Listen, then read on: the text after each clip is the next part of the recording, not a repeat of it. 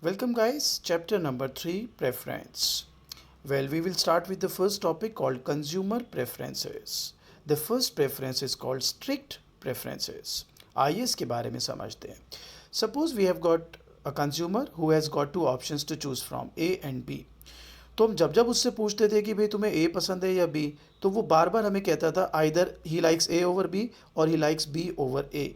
In such a scenario, guys, when the consumer is so sure about his preferences that he would all the time go with one combination over the other, we call such preference as strict preferences. So either he'll be saying I like A over B, we'll say A is strictly preferred over B. We use this sign. Or if he says he likes B over A, then we say he is strictly preferring B over A. Second preference is called being indifferent. Now suppose again consumer is given two options to choose from, two combinations to choose from, A and B. And if he says either A or B will do, or in other words he says okay, you can give me either A or B, they both are same for me, so in that case we say that his preferences are being indifferent. So consumer is being indifferent. We use this sign to show that consumer is being indifferent. अब आते हैं जी third preference. This is called a weak preference. Well guys, इसको ऐसे समझना. Out of A and B, if A and B are same, the consumer will be indifferent. If they are not, he will like A over B. Or we say A is weakly preferred over B. एक example से सिखाता हूँ. Suppose एक coach थे, उन्होंने कहा 10 लोग थे, उन्होंने बोला उनमें से I will pick the one who is fastest. I will pick the one who is fastest. तो सब 10 लोगों ने रेस लगाई. तो सपोज राम और जॉन दोनों फास्टेस्ट निकले, दोनों सेम स्पीड पर थे. तो in this case the coach may pick either Ram or John rather. he'll be indifferent because they both are same, in eyes of the coach. But अगर राम ही fastest निकलता या John he fastest निकलता तो obviously he would have preferred one that particular guy over others. अच्छा, अगर मैं लिख रहा हूँ A is weakly preferred over B, इसका मतलब है either the consumer will be indifferent between A or B or he will pick A over B. If you want, आप दूसरा केस भी यहाँ पर बना सकते हो which says B is weakly preferred over A. In that case, the consumer will either be indifferent between B or A or he will definitely be picking B over A. One more example of weak preference. अगर मैं आपसे कहता हूँ कि मुझे आप में से जो भी टेस्ट देगा, जो हाईएस्ट मार्क्स लेगा, मैं उसको एक इनाम दूंगा. सो अगर दो लोग हाईएस्ट और एक ही इनाम मिलेगा माइंडेड, तो अगर दो बच्चे हाईएस्ट स्कोर करते हैं तो ऑब्वियसली मैं दोनों में से किसी को भी वो प्राइस दे सकता हूं. और अगर एक ही बच्चा हाईएस्ट स्कोर करता है तो obviously I am going to pick that guy. So guys, now we will be talking about assumptions of consumer behavior. Well, there are certain assumptions which are so basic that they are also known as axioms. मतलब किसी भी type की consumer preference हो, ये जो 3 assumptions हैं ये हर जगह लागू होंगी. तो पहली assumption है बेटा बीइंग कंप्लीट. आइए एक एग्जांपल से सीखते हैं. सपोज कंज्यूमर को 2 ऑप्शन दिया हमने, ए और बी. तो उसने बोला I like A over B, या वो बोल सकता है I like B over A, या वो बोल सकता है आई एम इनडिफरेंट, यानी both are same for me. But what he can't do is he can't say that I have no idea.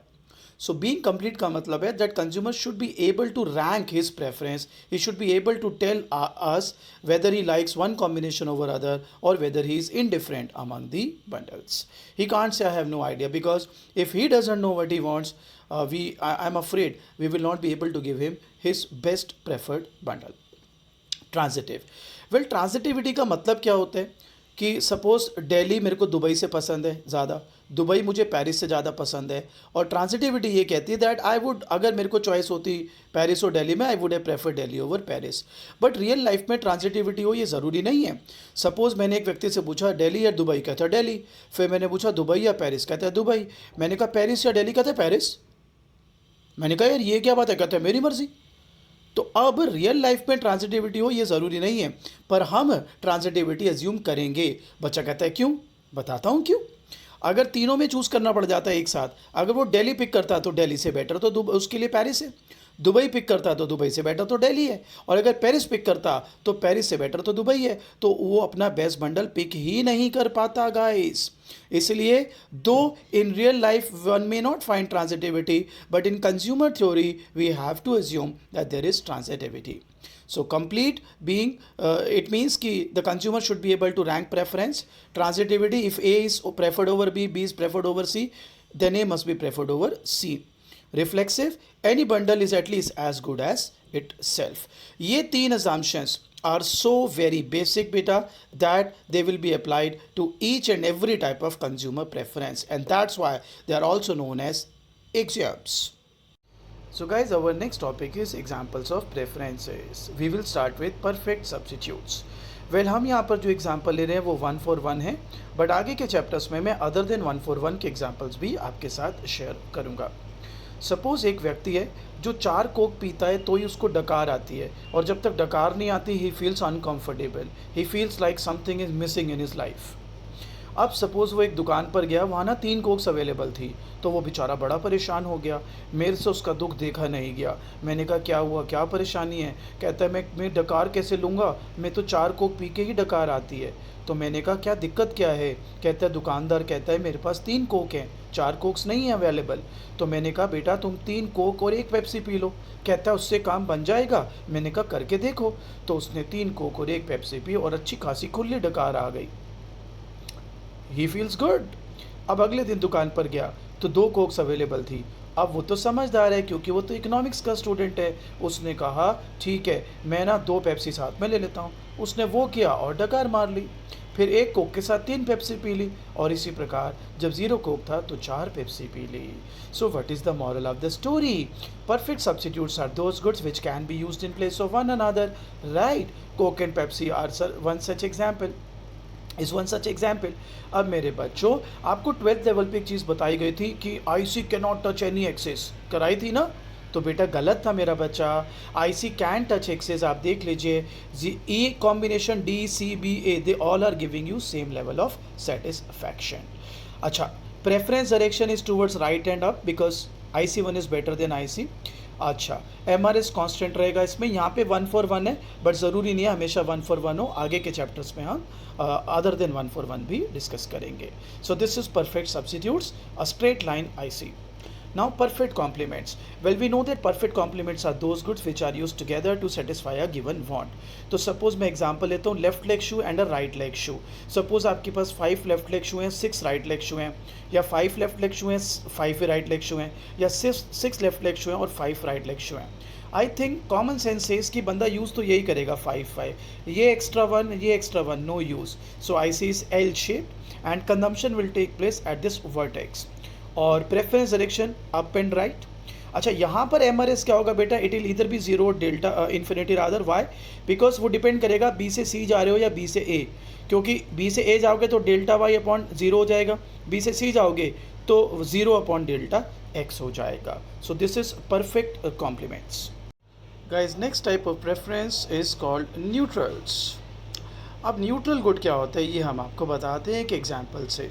Suppose मैं एक पार्टी में गया, मैं वेजिटेरियन हूँ.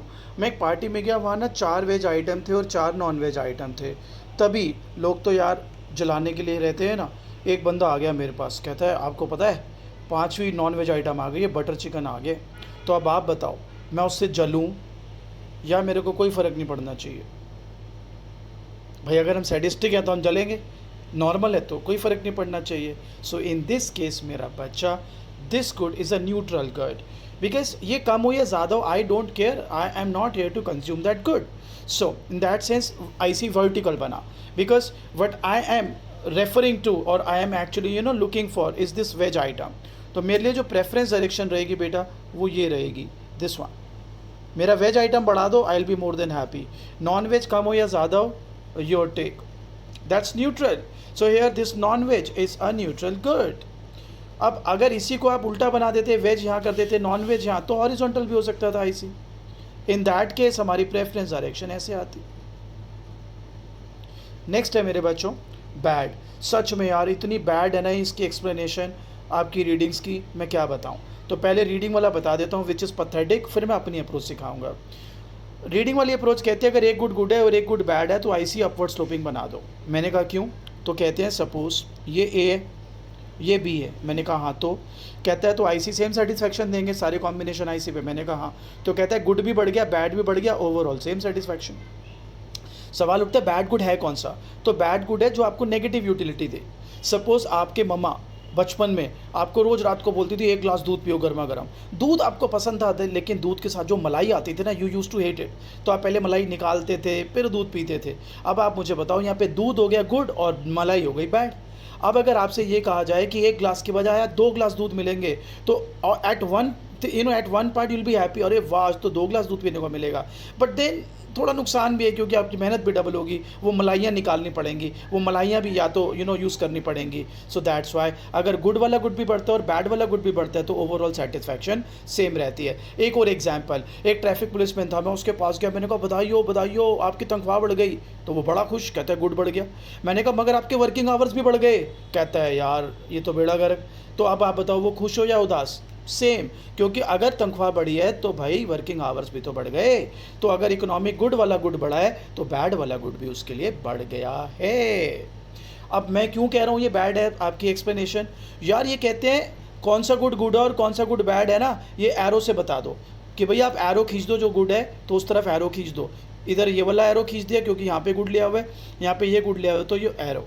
तो मैंने यहाँ पे कुछ लिखा है, approach is also bad, not the good is bad but the approach is also bad, दो गिवन इन रीडिंग्स।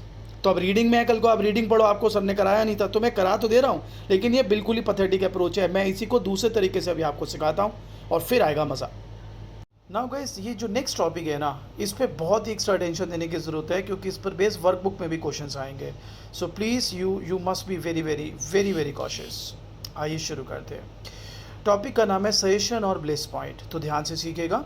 हम एज्यूम करें कि कंज्यूमर का जो बेस्ट कंजम्पशन बंडल है ना, वो है कि उसको गुड 1 12 मिल जाए, गुड 2 12 मिल जाए, he will be the most happiest.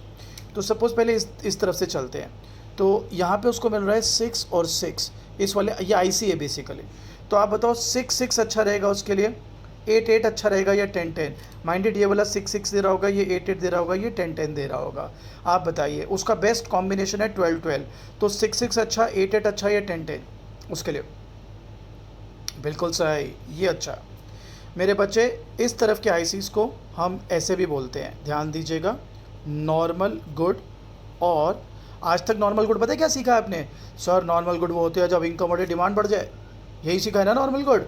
एक और तरीका सीख लो नॉर्मल गुड का, नॉर्मल गुड को टू लेस भी कहते हैं। बच्चे कहते हैं what do you mean by two less? आप बताओ बेस्ट बंडल क्या है? 12 12, 6 6 12 12 से कम, 8 8 12 12 से कम, 10 10 12 12 से कम।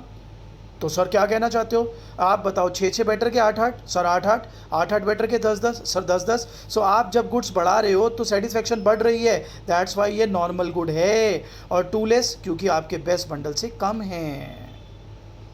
अब आ जाओ इस तरफ, ये दे रहा है 20 20, ये दे रहा है 18 18, ये दे रहा है 14 14। आपका बेस्ट बंडल 12 12 है, तो आपके लिए 20 20 ज़्यादा अच्छा होगा, 18 18 या 14 14? बेटा 14 14। क्यों सर, ज़्यादा तो मिल ही रहा है। अब सपोज़ आपको 2 बर्गर खाने हैं, मैं आपको ठूस दूँ 6 बर्गर आपके मुंह में, तो वो अच्छा थोड़ी ना है भाई। तो आपको याद रखना है कि आप जितना क्लोज रहेंगे 12 12 के, उतना ही आपके लिए बेटर। अब ऐसे सिनेरियो को, ये जो शेप बनी हुई है, इसको हम बोलते हैं इकोनॉमिक बैट्स। तो बच्चा कहता है सर वाई बैट्स? तो आप बताओ ना यार, 20 20 अच्छा क्या 18 18? 18 18, 18 18 अच्छे या 14 14? 14 14। तो आप बताओ गुड कम कर रहे हो सेटिस्फेक्शन बढ़ रही है, गुड्स कम कर रहे हो सेटिस्फेक्शन बढ़ रही है। अगर गुड्स कम करके सेटिस्फेक्शन बढ़े तो वो बैड गुड हुए ना बेटे, और इसको टू मच भी कहते हैं। ये बार बार बेटे रिवाइंड करके पॉज करके देखता जाइयो। अब ये तो जो तेरी रीडिंग सिखाती है, अब मैं सिखाऊंगा अपनी अप्रोच, जिससे वो जो बैड वाली अप्रोच है वो भी कवर कर दूंगा और ये भी। सो अगले 5 मिनट जरा डट के देखो भाई। मैंने उसी चारों को उसके 4 हिस्से कर दिए उस सर्कल में से, quadrant 1, quadrant 2, quadrant 3, quadrant 4। Quadrant 1 normal shape है यार, दोनों good. Quadrant 2 mouth watering prospects, कहता हूँ ये गुड ये बैड। बच्चा कहता है प्रूव करो। सर बैठे हैं प्रूव करने के लिए। सपोज़ ये वो नॉर्मल रेंज है जिसमें उसको 12 12 मिल जाए तो लाइफ बन जाए। अब अगर इधर आ जाओ आप, डोंट यू थिंक ये जो है 12 से ज़्यादा हो जाएगा, सपोज 14th, और ये जो है ये सपोज हो जाएगा 6। तो आप बताओ ये 12 से ज़्यादा है, डोंट यू थिंक बैड, और ये अभी भी 12 से कम है, तो ये गुड। तो ये वाली range x bad y good, ये ब्लू वाला, ब्लू पर्पल वटेवर। अच्छा, ये ना ऐसा पे एक इस पे एक क्वेश्चन आया था 1999 में इकोनॉमिक्स ऑनर्स में, जब एनुअल होता था, तो क्वेश्चन आया, draw an IC where good one is good for sometimes then becomes bad, draw an IC where good one is good for sometimes then becomes bad and good Y remains good throughout.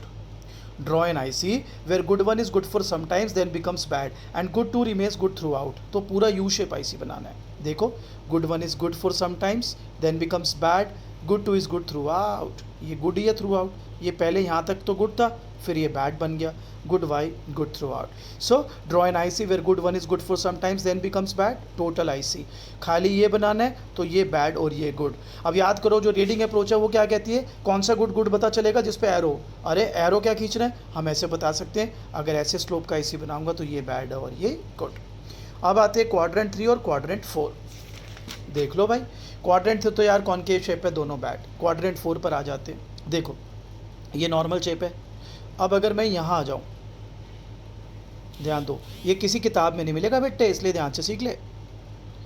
तो अब आप बताओ, ये 12 के beyond है, यानी ये bad, और ये अभी 12 के अंडर ही है, so that's why it is good. So this range, this purple range, this is bad and this is good. तो अब एरो खींचने की ज़रूरत नहीं है, यू नो, अगर दोनों गुड बनाने हैं तो ये, दोनों बैड बनाने हैं तो ये गुड ये बैड, तो ये बैड और ये गुड, तो ये। अब मैं आपको सिखाता हूँ आपका लास्ट टॉपिक, फिर चैप्टर 3 को अलविदा करेंगे। चले गाइस, अब हम शुरू करेंगे अपना नेक्स्ट टॉपिक। बेटा ये लास्ट टॉपिक रहेगा चैप्टर 3 का, बट ट्रस्ट में ये सबसे इंपॉर्टेंट टॉपिक है, तो इसको खूब ध्यान से करेंगे। टॉपिक का नाम है वेल बिहेव प्रेफरेंसेस। तो इसका पहला असम्पशन है मोनोटोनिक प्रेफरेंसेस। वेल, आपको जो मोनोटोनिक प्रेफरेंस के बारे में पता है, मेरे को भी पता है। आपको पता है क्या पता है? Monotonic preference means more is better, बिल्कुल सही पता है। लेकिन जो आपको गलत पता है ना, वो भी मुझे पता है। आपको किसी ने ये सिखा रखा है कि मोनोटोनिक प्रेफरेंस मतलब मोर इज़ बेटर, इसलिए higher the IC higher the satisfaction.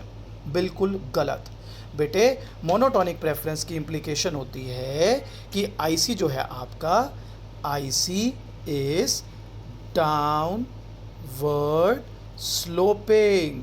कैसे? अभी प्रूफ करके दिखाता हूँ। और जो मैं अप्रोच करा रहा हूँ ना बेटे, ये आपको रीडिंग्स में क्या है, किसी किताब में नहीं मिलेगी, इसलिए ध्यान से सीखना। अब मेरे को बताओ, ए बेटर के बी, सर बी एक्स ज़्यादा मिल रहा है, मोनोटोनिक प्रेफरेंस। ए बेटर के सी, सर सी। ए बेटर के D, sir A. A better के ई, सर ए। जायज़ बात है, मोनोटोनिक प्रेफरेंस। अब मेरी बात समझना बिल्कुल ध्यान से। अब मैं कहता हूँ ये है क्वाड्रेंट 1, ये है क्वाड्रेंट 2, ये है क्वाड्रेंट 3 और ये है क्वाड्रेंट 4। ठीक है, ये किसी बुक में नहीं मिलेगा, इसलिए ध्यान से। क्या मैं कह सकता हूँ क्वाड्रेंट 1 में वो अगर गया तो वर्स ऑफ हो जाएगा, वो कौन सा इमोजी होता है, सैड वाला, ठीक है। अगर क्वाड्रेंट 3 में गया तो हैप्पी। बताओ क्यों? क्योंकि क्वाड्रेंट 3 में बी और सी ए से बेटर है, क्वाड्रेंट 1 में ए, ई और डी बेकार है। अब मेरी बात ना बस मान ले, प्रूफ करके दिखा दूंगा कि अगर तू क्वाड्रेंट 2 या 4 में जाता है ना, तो तेरे को कॉम्बिनेशन ए से बेटर भी मिल सकते हैं, ए के बराबर भी, और ए से बेकार भी। जैसे यहाँ तो डेफिनेटली ए से बेटर है, यहाँ तो डेफिनेटली ए से बेकार है, लेकिन क्वाड्रेंट 2 और क्वाड्रेंट 4 में कॉम्बिनेशन ए से बेटर, बराबर और बेकार तीनों मिल सकते हैं। प्रूफ मैं करके दिखा दूंगा। तो अब बता दे, अगर बराबर वाले जो पॉसिबिलिटीज़ है वो अगर क्वाड्रेंट 2 और क्वाड्रेंट 4 में है, तो डोंट यू थिंक आईसी तो बराबर वालों को ही दिखाता है, तो तेरा आईसी बनेगा डाउनवर्ड स्लोपिंग। मुझे पता है तू कहेगा अरे ये क्या बकवास है, ये क्या सिखा दिया, ऐसे थोड़े ना होता है। रुक जा मेरे भाई, अभी कंप्लीट थोड़े ना करे। चल, अब ये तो मानेगा ये आईसी है, हाँ बिल्कुल मानूंगा। ये बेटर ऑफ पॉइंट, ये वर्स ऑफ पॉइंट, हाँ बिल्कुल सही बात है। चल फिर कंप्लीट करते हैं यार तेरी ये दिक्कत। ये था ए, ठीक है, हाँ था। ये आईसी, हाँ था। अब ध्यान लगा ले भाई, यहाँ पे बेटर ऑफ, पक्की बात है? हाँ सर। यहाँ वर्स ऑफ, पक्की बात है? हाँ। अब ये देख, better off, worse off, better off, worse off, और इस पर रहा तो बराबर। जहाँ जो मर्जी किताब देख ले बेटा, किसी किताब में नहीं मिलेगा तेरे को ये। तो मोनोटोनिक प्रेफरेंस का implication IC is downward sloping. और अगर तू रीडिंग पढ़ेगा ना, जब तक तू ये मेरी वाली बात समझेगा नहीं तो तेरे को रीडिंग में समझ नहीं आएगी, आई एम अफ्रेड। ठीक है, चलो अगली एजम्पशन करते हैं। गाइस, जो हमारी नेक्स्ट एजम्पशन है वो है averages are preferred over extremes. तो मैं आपको एक एग्जांपल से सिखाता हूँ। मैं पहले बता दूँ इसकी इम्प्लीकेशन होगी दैट आईसी स्ट्रिक्टली कॉन्वेक्स। अब एक बात सुन लो, अगर पेपर में आ जाए एजम्पशंस बताओ प्रेफरेंस की, तो पहली 3 करनी है, वो बोली कंप्लीट, रिफ्लेक्सिव, ट्रांजिटिव, फिर मोनोटोनिक और ये averages are preferred over extreme. अगर आ जाए वेल बिहेव्ड प्रेफरेंस की एजम्पशन बताओ तो ये लास्ट दो जो अभी हो रही हैं। अगर आ जाए एग्जाम्स तो वो 3 शुरू की। आओ शुरू करते हैं। Averages are preferred over extreme. आप बताओ, अगर उसको 5-5 पसंद है 6-4, 4-6 के मुकाबले, तो डोंट यू थिंक उसका आईसी ऐसा कॉन्वेक्स बनेगा? क्यों?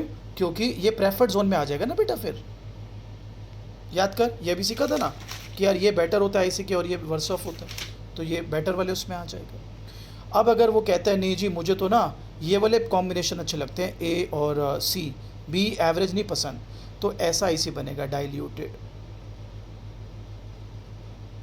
रीज़न, फिर ये वर्स ऑफ रीजन में आ जाएगा। ये देख बेटा, आईसी के नीचे जाएंगे तो वर्स ऑफ, तो ये वर्स ऑफ रीजन में आ जाएगी एवरेज। तो फिर आईसी देखो ना कैसा डाइल्यूटेड सा बन रहा है। अब एक महाशय अलग ही आ गए, कहते हैं ना हमें तो सिर्फ या तो 7 ये दे दो या 7 ये दे दो, अपन को एवरेज नहीं चाहिए। उस केस में ऐसा आईसी बनेगा। ये अगेन आपके वर्स ऑफ रीजन में आ जाएगा। ये बेटर ऑफ रीजन, ये वर्स ऑफ। अच्छा, ये तो रही इम्प्लीकेशन की भाई देखो इसकी वजह से आईसी स्ट्रिक्टली कॉन्वेक्स हो गया। लेकिन लॉजिकली भी एवरेज प्रेफर्ड होते हैं एक्सट्रीम के प्रति। मैं आपको 2 तरीके से समझाता हूँ। पहला तरीका, याद करो जब कंज्यूमर इक्विलिब्रियम करते थे 12th क्लास में या फर्स्ट सेम में, आप यार एवरेज ही तो लेते थे, आप एक्सट्रीम पे थोड़ना जाते थे। दूसरा लॉजिक, हमेशा एवरेज रखना चाहिए। कल को किसी मार्केट रेट का, किसी भी गुड के मार्केट रेट में चेंज आया तो आप फ़ायदा तो उठा सकते हो कम से come by exchanging the other good. अगर आप एक्सट्रीम पे ही चले गए और वही गुड बहुत ही ज़्यादा गिर गया उसका रेट जो आप बेचने चाह रहे थे, या मतलब आपके अगेंस्ट चली गई वो चीज़, तो फिर फ़ायदा नहीं होगा ना। एक्सट्रीम कभी भी नहीं जाना चाहिए। You should always be going for average, और जब भी आप एवरेज जाएंगे diagrammatically IC will be strictly convex. Averages should be preferred bye a rational guy always. बाकी मेरे नोट्स में से पढ़िए। डाउट्स के लिए हम डाउट सेशन लेंगे आपका जूम पर, जिसका मैं ग्रुप में बता दूंगा आपको टाइमिंग्स गाइस।